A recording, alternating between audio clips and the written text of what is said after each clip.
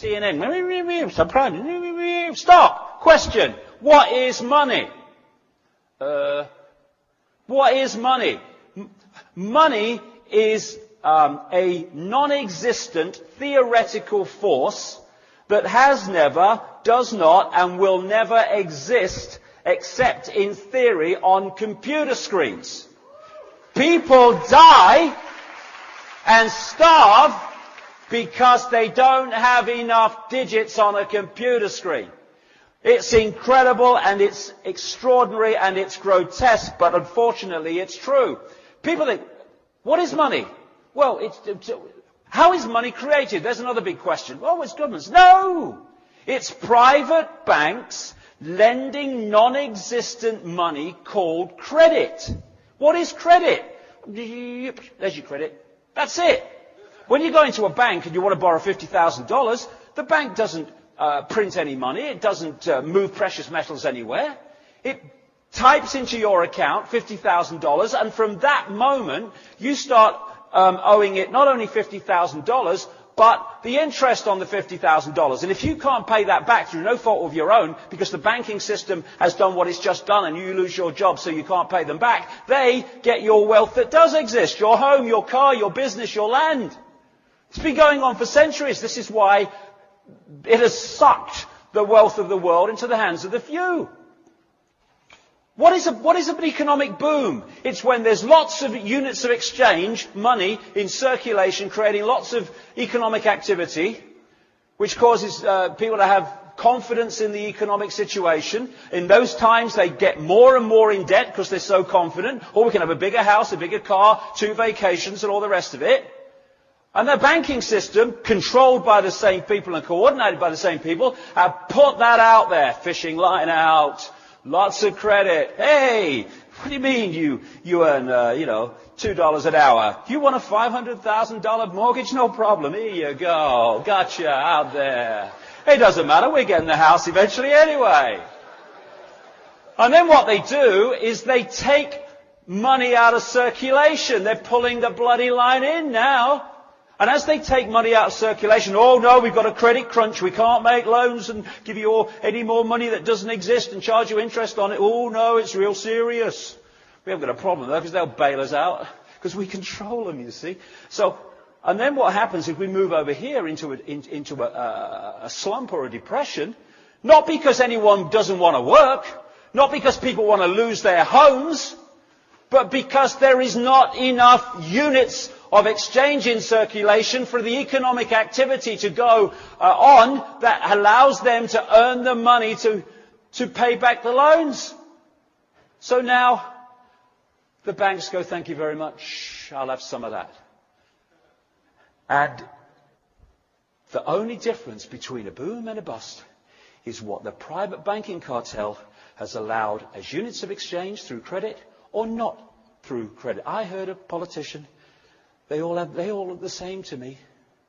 I don't know, I can't tell them apart. They've all got dark suits with heads on and their mouths are moving. That's all I can... I've seen someone in the last few days. Someone yesterday, some politician or other, said that they had to bail out the banks here with more debt for the people who've already been screwed by those they're supposed to get out of trouble. Main Street cannot function without credit. People can't pay their bills without credit. Big question. What the hell system allows that to be the case? No. So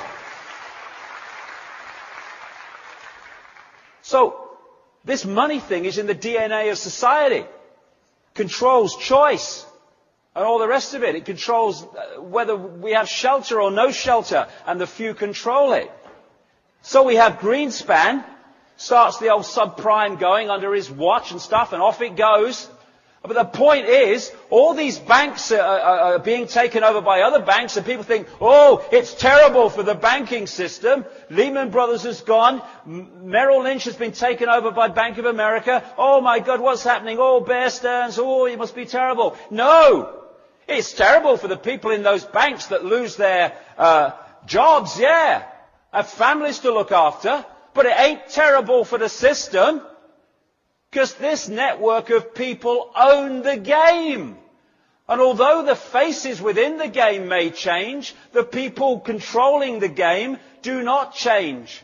So they never lose. Oh, Merrill Lynch has gone down. Oh, we own Bank of America. Fine, there we go.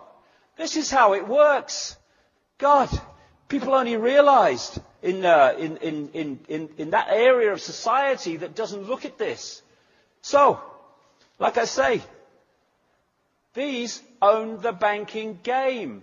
And what goes on inside it, they still own it. They still control it.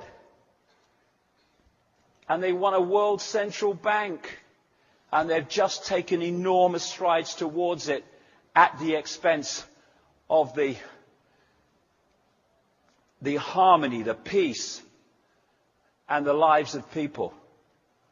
There you go. There's the banking system. There's the world financial system. Las Vegas frickin' casino. That's all it is. It's nothing to do with the benefit of human beings and daily life among the mass of the people. It's just a casino. And this guy, old Paulson, Henry Paulson, he's in old Goldman Sachs, head of Goldman Sachs, where the old subprime thing was going, and Goldman Sachs was massively involved in all that stuff. He then goes through the revolving door between the corporations and government, becomes Treasury Secretary, and then he says, oh, I've got a great idea. Let's give what is $1 trillion and then some to the banks, not least because when I've finished in government, I'm going back through the door into the banking system. And we stand for this. We stand for this. And of course, what is the basis of it? Be afraid. Be afraid. When people are frightened of anything, they give their power away. Oh, isn't it wonderful, however, how many people in this country have said, we don't want this now. We're making strides here. Because the politicians are voting for their shadow people masters. They're voting against the vast number of people in this country that can now see it. It's so bloody blatant.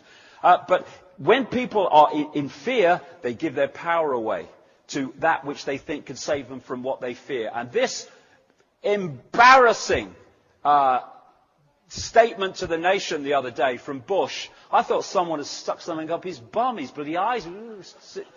He looked terrified. I'm kind of paraphrasing, but this is what he said. Be afraid. Just be very afraid. Lost homes, savings, all that stuff. Just do as we say and we'll save you all. God bless America. Thank you. And that was it. Totalitarian tiptoe. This is another technique of manipulation. You know you're going there, but you know if you go in one leap, the change in society is such that people go, what's going on? What's going on? So you go in as big a leap as you can get, but not too big that you get a big reaction through the change that takes place. And from here, you know where you're going and you just go in steps. That's how a free trade zone became a centralized fascist dictatorship, which is what the European Union is. And interestingly, the European Union was created from the start through an organization called the Pan-Europa Movement, which was headed and is still headed to this day by one of these elite bloodlines going back to the ancient world, the Habsburg dynasty.